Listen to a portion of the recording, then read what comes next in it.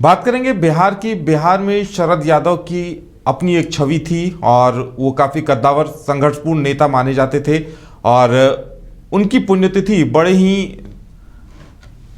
ये के साथ वहाँ मनाई गई। इस मौके पर डिप्टी सीएम तेजस्वी यादव मौजूद हुए और उनके पुत्र भी नजर आए और उनकी पुण्यतिथि के मौके पर कुछ राजनीतिक समीकरणों को लेकर भी चर्चा हुई। अब कहा यह जा रहा है कि आरजेडी से उनके पुत्र चुनाव लड़ेंगे, वो दावेदार होंगे और इसे लेकर बिहार में राजनीतिक समीकरण भी बनते नजर आ रहे हैं। ज्यादा जानकारी के लिए इस वक्त हमारे साथ हमारे संवाददाता विवेक जुड़े हुए हैं, सीधे चलेंगे उनके पास।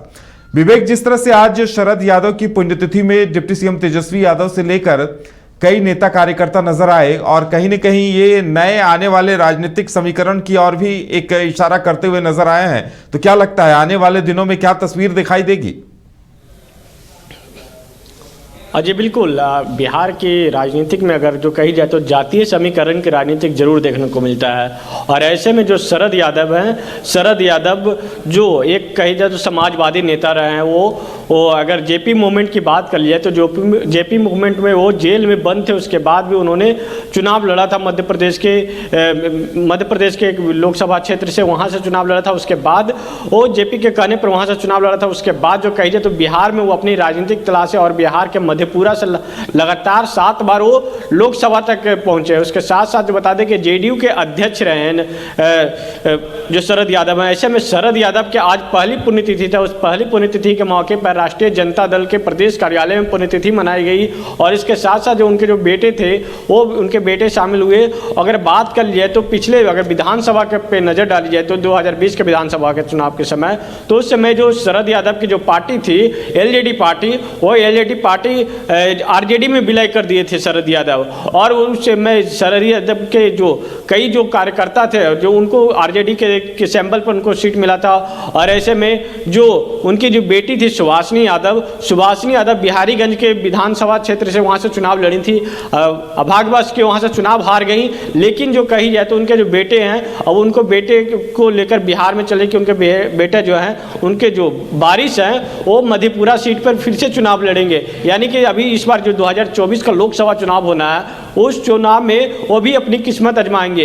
अगर 2019 के लोकसभा चुनाव की बात कर लिया तो उस समय शरद यादव जो आरजेडी के साथ आए थे, जब जेडीयू के साथ में थे, तो जेडीयू के जो अध्यक्ष पद से उन्होंने जब इस्तीफा दिया तो उन्होंने फिर कुछ दिनों के बाद पार्टी बनाया। उसके बाद पार्टी विलय कर नीतीश कुमार के पास माफ़ करिएगा लालू यादव के पास आया और इनकी पार्टी की वहाँ से सिंबल पे चुनाव लड़े मधेपुरा से। और मधेपुरा से चुनाव लड़ने के बाद वहाँ हार गए चुनाव, तो इनको आरजेडी की तरफ से कहा गया था कि हम आपको राज्यसभा भेजेंगे अगर लोकसभा में चुनाव नहीं जीतते हैं तो। और ऐसे में वहाँ से भी इनको राज्यसभा भी नहीं भेजी गई। और 2023 में 12 जनवरी 2023 में इनकी निधन होगी। उसके बाद जो आरजेडी ने कही जाए तो जो उनके जो शव थे उनको लाने के लिए बिहार में प्रयास किया गया। अभाग्यवश बिहार रहे, उसके साथ उनके जो अस्थि था वो अस्थि कलश को मधेपुरा जरूर भेजा गया। ऐसे में उनके जो बेटे का जो बयान था, बेटा का भी जो कही जाए तो आरजेडी के जो नेता हैं लालू प्रसाद यादव और साथ ही साथ तेजस्वी यादव को उन्होंने आभार जताते हुए कहा कि हमारे हर एक कंधे के संग कंधे मिलाकर चले हैं। और ऐसे में तेजस्वी यादव के भी कहना था कि शरद यादव हमें हर एक मार्ग पर जो कही जाए तो ज्ञान दिए शरद यादव। और शरद यादव एक प्रखर नेता थे। ऐसे समाजवादी नेताओं का नाम गिनाया कि शरद यादव हो, लालू यादव हो, ऐसे जो कई नेता हैं वो समाजवादी नेता रहे। उन्हीं के तर्ज पर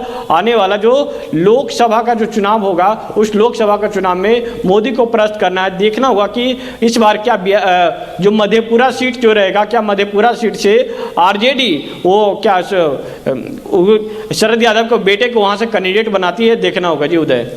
चलिए विवेक, अब देखने वाली बात यह होगी कि आरजेडी टिकट देकर प्रत्याशी बनाती है या फिर क्या होता है। लेकिन इतना तय है कि राजनीति में उन्हें आना है, चुनाव लड़ने की तैयारियों में वो जुटे हैं। और जिस तरह से तेजस्वी यादव आए एक और युवा नेता के साथ वो साथ साथ कंधा मिलाते नजर आए हैं और उम्मीद की जानी चाहिए कि आने वाले दिनों में एक नई तस्वीर देखने को मिलेगी बिहार में, जब शांतनु शरद यादव की विरासत को आगे बढ़ाते नजर आएंगे। तो विवेक, हमारे साथ जुड़ने के लिए, तमाम जानकारी देने के लिए आपका बहुत बहुत धन्यवाद। तो हम लगातार चर्चा कर रहे हैं बिहार के समीकरणों की। तो बिहार में हम आपको बता दें कि अब शरद यादव के बेटे ने भी सक्रिय राजनीति में अपना आगाज कर दिया है और शांतनु अब शांतनु बुंदेला के नाम से वो जाने जाते हैं, वो अब चुनाव लड़ेंगे। हम आपको बता दें कि उनकी बेटी कांग्रेस से पहले ही चुनाव लड़ चुकी है, हालांकि सफलता नहीं मिल पाई, लेकिन अब देखने वाली बात यह होगी कि बिहार के मतदाताओं का या बिहार की जनता का कितना प्यार उनके बेटे को, शरद यादव के बेटे को मिलता है।